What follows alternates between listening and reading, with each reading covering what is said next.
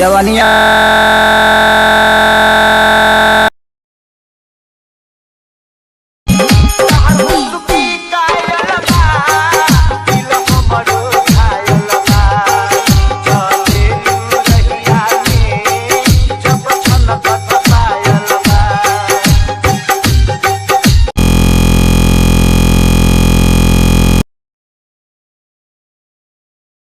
सास के 5 पुत्र थे, 2 देवर 2 जेठ सुनियो, 2 देवर 2 जेठ सुनियो, मेरे रे करम में बावलिया लिख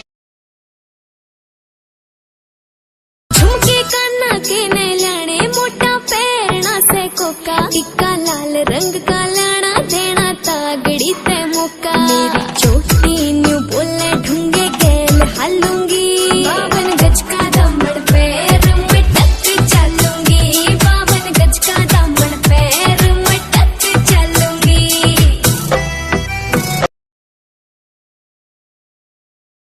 पहले आप हम पे मरते हैं, फिर हम आप पे मरते हैं, जब हम आप पे मरते हैं तब आप कहीं और मरते हैं।